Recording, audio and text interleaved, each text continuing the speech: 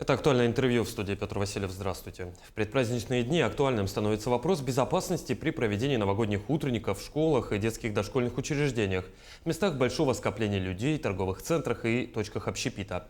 Да и новогоднее убранство в квартире тоже может стать источником пожара при несоблюдении пожарной безопасности. Как не допустить рисковых ситуаций, что делать при их возникновении, об этом сегодня поговорим с гостьей студии Ксенией Рахматуллиной, руководителем пресс-службы ГО-МЧС России по республике Саха-Якутия. Ксения Александровна, здравствуйте. Здравствуйте. Давайте с актуального поговорим о статистике. Какова статистика возникновения несчастных случаев в предновогодние праздники и какие случаи происходят чаще всего? На сегодняшний день у нас зарегистрировано порядка 1800 пожаров с начала года. В большей степени они происходят в жилом секторе. К сожалению, в результате воздействия опасных факторов у нас погибло около 60 человек и порядка 50 травмированы. Из них, конечно же, составляют 1/3 это дети. Если сравнивать с аналогичным периодом прошлого года, то по количеству травмированных и гибели у нас идет снижение на уровне республики. Тем не менее, пожары у нас идут вровень. То есть, и если такая же тенденция продолжится, как у нас сохраняется последнюю неделю, вполне возможно, что мы выйдем в рост пожаров. Если говорить в продолжение этой статистики, что чаще всего становится причиной пожара, какие факторы? Основная причина пожаров – это же, конечно, короткое замыкание в электрооборудовании, неосторожное обращение с огнем. И в зимний период времени это печное отопление, газовое отопление, то есть неверная эксплуатация, либо несвоевременное техническое обслуживание. Плюс активно же еще сейчас идут, к сожалению, пожары в гаражах различных, там, где существует система обогрева. Как там обстоит ситуация? Зачастую в гаражах происходят пожары как раз-таки из-за нарушений требований по электрооборудованию, то есть данных гаражей. Вы, наверное, видели, что от домов очень часто кидают времянку, то есть это они подключаются к общедомовой сети дома, тем самым представляя угрозу не только для самого гаража, но и для самого дома, потому что электропотребление рассчитано в доме на определенное количество потребителей. Когда все, грубо говоря, этого дома жильцы начинают устанавливать свои гаражи, подводить, то есть они увеличивают нагрузку на общую сеть дома, так еще и у себя с незаконным подключением. То есть и возможность короткого замыкания может быть как в гараже, так и в доме. Ксения Александровна, мы начали сегодняшний разговор с того, что активно сейчас идут утренники в детских садах, школах, в многих других заведениях. Как обеспечивается безопасность там, проверяются ли школы, детские сады? Сотрудники Госпошнадзора ходят с профилактическими визитами, проводят инструктажи, беседы с организациями.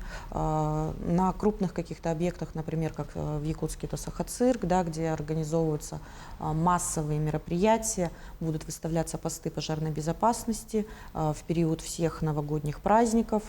В целом, эта работа у нас ежегодная, сотрудники, естественно, ее начинают заблаговременно, ориентировочно где-то в первой декаде декабря, поэтому к концу месяца у нас, как правило, уже все объекты обследованы. И все ответственные предупреждены. Конечно, В случаях, так скажем, чрезвычайной ситуации. Близится Новый год, 31 декабря. Все, я думаю, новогодние праздники, Рождество. Одно из самых излюбленных занятий в это время – запуск фейерверков, петард. Как сделать так, чтобы новогодняя ночь не обернулась пожаром? В первую очередь, при приобретении пиротехнических изделий мы настоятельно рекомендуем приобретать их только в специализированных магазинах, потому что в данном случае продавец обязуется по условиям хранения соблюдать технику безопасности. Соответственно, вы покупаете товар, на который есть обязательно сертификат в области пожарной безопасности, что он соответствует стандартам, да, Российской Федерации. И, соответственно, потом уже можете использовать.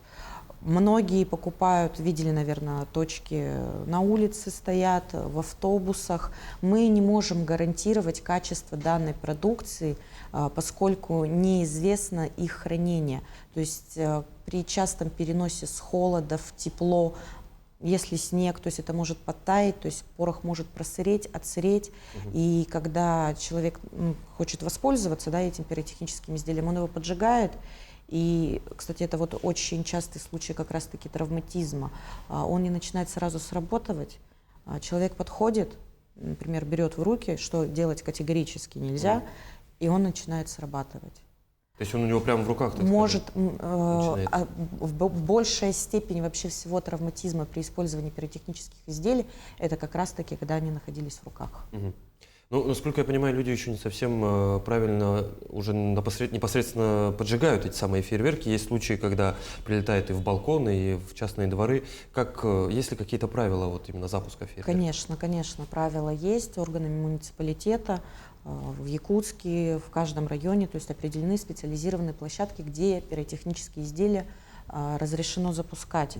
Как правило, эта зона выделяется, находится она вне жилых домов, вне линии электропередач, и, естественно, туда выставляется и пожарный пост в том числе. Мгм. А в частных домах таких ограничений нет? То есть у себя во дворе можно... Но опять же, чтобы на крышу не залетело, самое главное. Самое главное, нужно соблюсти траекторию, куда будет пиротехническое изделие направлено.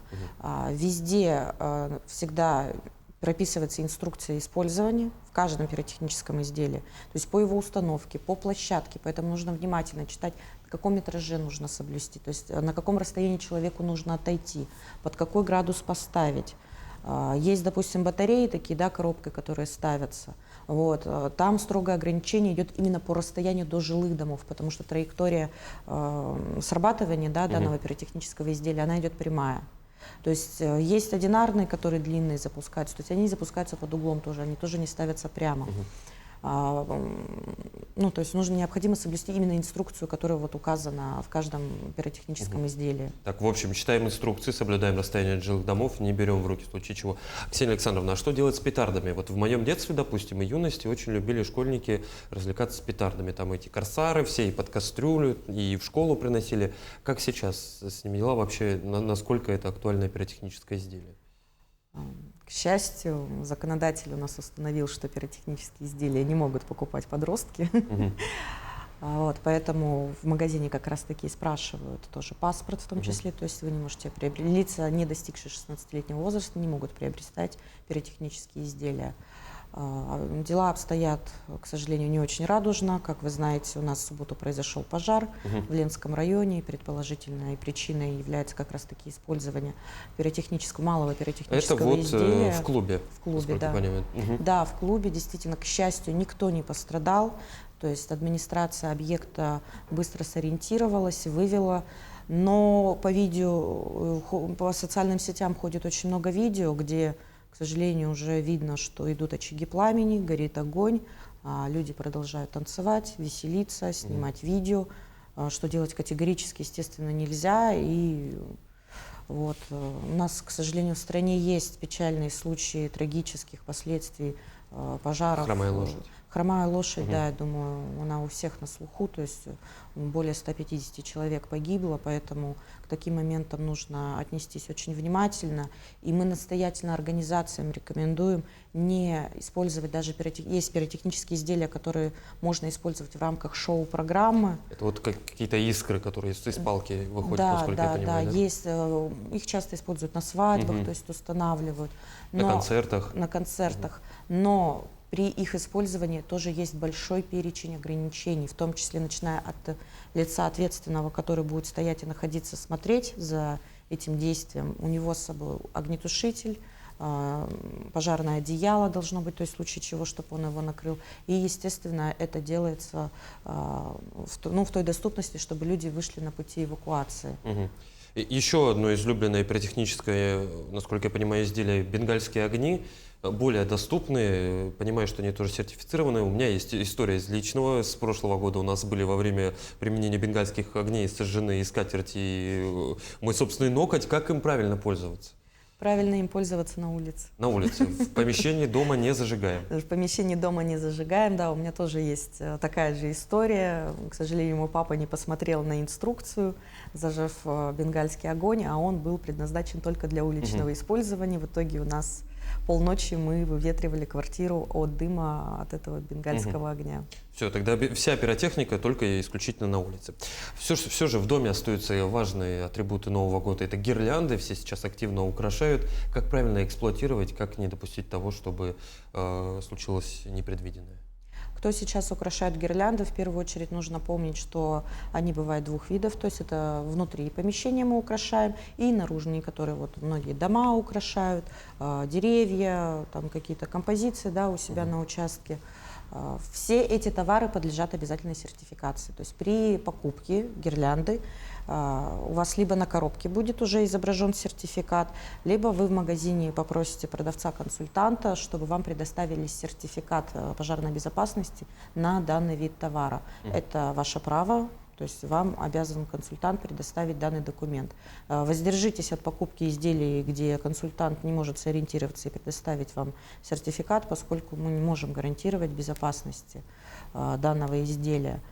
Соответственно, когда вы его приобретаете, также дома вы раскладываете, смотрите, нет ли заломов, никаких скруток, узлов, ничего этого не должно быть, и уже спокойно можно украшать. Если гирлянда у вас уже несколько лет, да, как бы хранится, то опять при украшении вы раскладываете, смотрите, чтобы не было, где-то, может быть, отсутствует там лампочка, там еще какое-то защемление, кот погрыз, там еще, ну, разные ситуации бывают, то лучше воздержаться, конечно, от использования такой гирлянды и приобрести новую. Вот, кстати, про отличительные признаки, если мы говорим некачественные гирлянды, многие обращают же внимание на запах, на то, что греются лампочки. Насколько это может повлиять на, так скажем, пожароопасную ситуацию? С сертифицированной гирляндой такого не будет.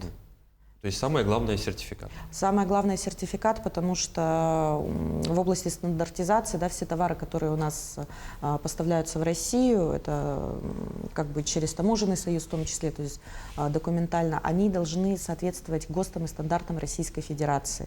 Соответственно, если нет сертификата на данный вид товара, то этот товар провезен, соответственно, какими-то другими каналами и представляет уже опасность для использования человеком.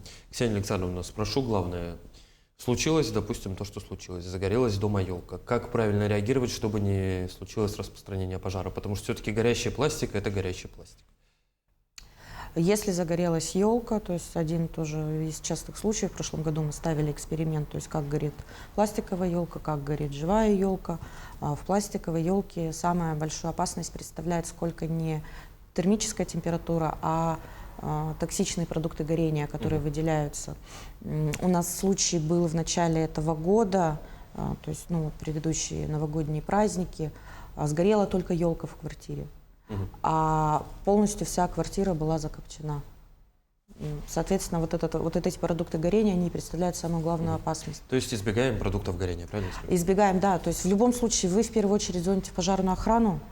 Если есть первичные средства пожаротушения, такие как огнетушитель, не надо использовать там воду или, да, вы не успеете сориентироваться в данный момент. Конечно, если вы подготовлены, можно, но зачастую лучше звонить пожарным, взять детей, документы, выйти, постучать всех соседей и ждать уже подразделения пожарной охраны. Ну что ж, будем надеяться, что все, кто нас сегодня слушал, так скажем, воспользуются советами и никаких несчастных случаев не произойдет. Ксения Александровна, спасибо, что пришли к нам в студию, ответили на наши вопросы. Это было актуальное интервью. До встречи.